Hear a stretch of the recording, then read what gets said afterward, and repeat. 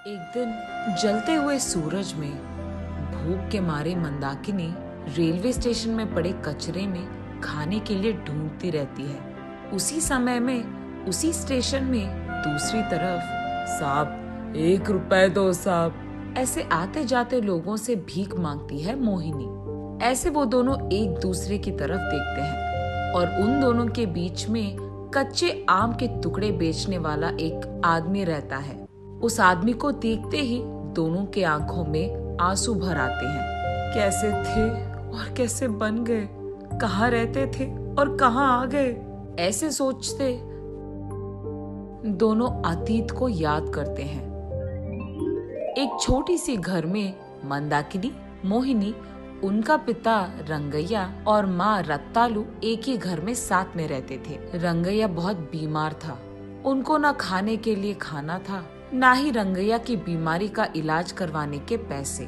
जहाँ देखो उस घर में बदकिस्मती नाच रही थी। बीमारी बढ़ने के कारण रंगैया गुजर जाता है। दोनों लड़कियों के साथ रत्तालू सड़क पे आ जाती है।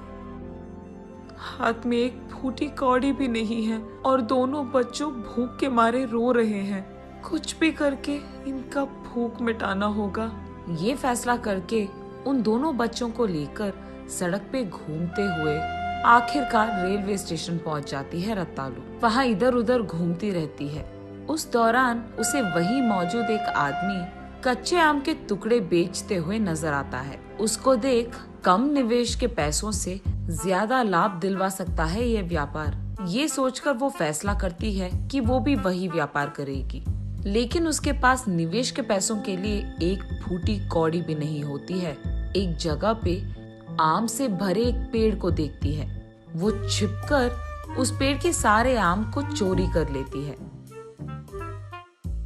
उसके बाद उन कच्चे आमों का टुकड़े करके रेलवे स्टेशन में नमक और मिर्ची का पाउडर लगाकर बेचने लगती है। कच्चे आम के टुकड़े, कच्चे आम के ताजा टुकड़े, आइए बाबू आइए, एक टुकड़ा खरीदिए।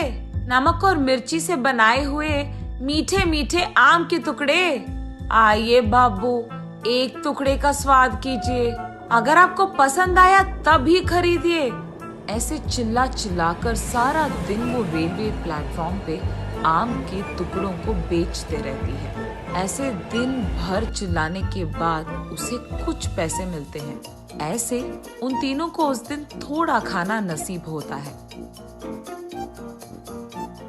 ऐसे ही अगले दिन भी और थोड़े आम को चोरी करके उनके टुकड़ों को बेचकर पैसे कमाती है।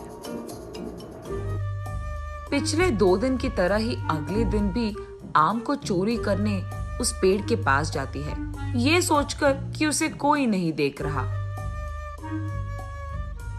लेकिन वहां मौजूद आम के पेड़ के मालिक को रत्तालू रंगे हाथों पकड़े जाती है। वो आदमी रत्तालू को आम के पेड़ से कसकर बांध देता है।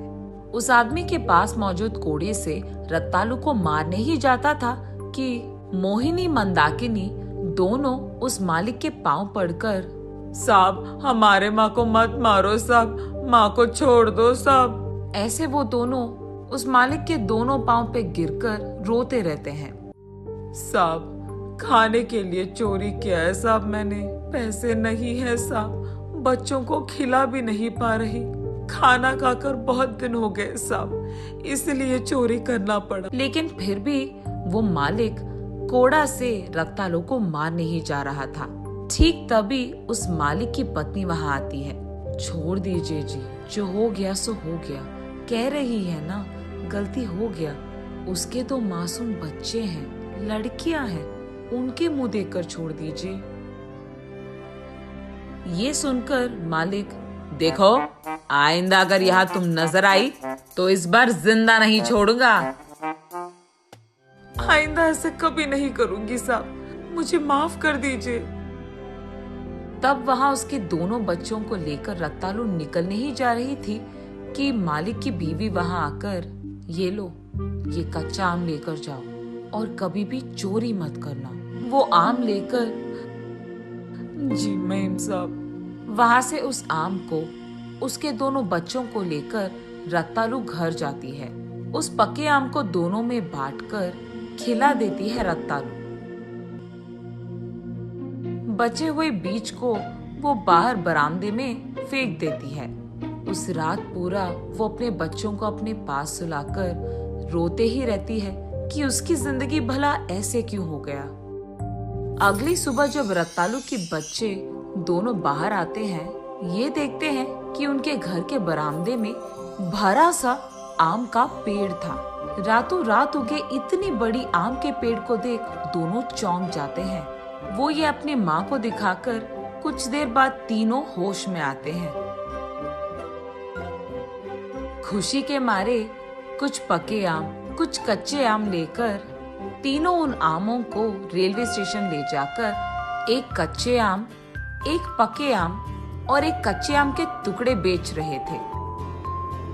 उस दिन से वो जितने भी आम पेड़ से तोड़ रहे थे उतने ही अगले दिन तक उग रहे थे। ऐसे वो लोग एक साल में सारे गर्मी के मौसम में जितने भी आम आते थे उनको भरपूर बेचते थे। ये करके आए हुए पैसों से वो बाकी सारा साल भी खुशी से जी लेते थे। ऐसे कुछ साल गुजर जाते हैं। मोहिनी और मंदाकिनी भी बड़े हो जाते हैं। रत्तालू बीमार होती है और उसके गुजर जाने से पहले दोनों बेटियों को बुला, तुम दोनों में बंटवारा करने के लिए मेरे पास कोई जायदाद नहीं है, क्योंकि तुम दोनों को भी पता है कि इतने दिन हम कैसे जिए। हाँ, अब मेरे पास ज्यादा वक्त नहीं है। अब से तुम दोनों एक दूसरे का सहारा बनो।